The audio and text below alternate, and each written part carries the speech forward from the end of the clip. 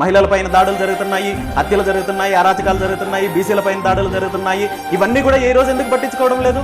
గతంలో జగన్మోహన్ రెడ్డి గారి ప్రభుత్వం హయాంలో సుమారు 30,000 మంది మహిళలు మిస్ అయ్యారని చెప్పి పవన్ కళ్యాణ్ గారు మాట్లాడారు. మరి ఈరోజు మీరు అధికారంలోకి వచ్చారు కదా, ఏం చేశారు దాని మీద? 30,000 మంది మహిళలు ఎక్కడి నుండి తీసుకొని వచ్చారు? మరి మీరు అధికారంలోకి వచ్చిన తర్వాత రోజు ఏదో ఒక రకంగా సంఘటనలు జరుగుతున్నాయి కదా, పవన్ కళ్యాణ్ గారు ఎందుకు మాట్లాడడం లేదు? అంటే మీకు ఇప్పుడు అధికారం ఉంది కాబట్టి అవసరం లేదనా, లేదంటే మీకు ఆ అధికారం లేదా, మీరు బానిసత్వంలో ఉన్నారా, తెలుగుదేశం బానిసత్వంలో ఉన్నారు? ఇది ప్రజలకు తెలియజేయాల్సిన అంశం.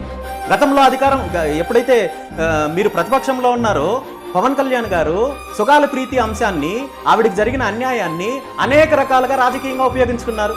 మరి ఈరోజు అధికారంలోకి వచ్చిన మొట్టమొదటి సంతకం నేను సుగాల ప్రీతి అంశం సంబంధించే తీసుకుంటానన్నారు, చర్యలు తీసుకుంటాను, వాళ్ళ కుటుంబానికి న్యాయం చేస్తానన్నారు. ఈరోజు వాళ్ళ కుటుంబ సభ్యులు, వాళ్ళ తల్లి రోడ్ల మీద కోర్టుల చుట్టూ తిరుగుతుంటున్నారు, కనీసం అపాయింట్మెంట్ కూడా ఇవ్వడం లేదు. ఇదేనా మీరు చేసే న్యాయము?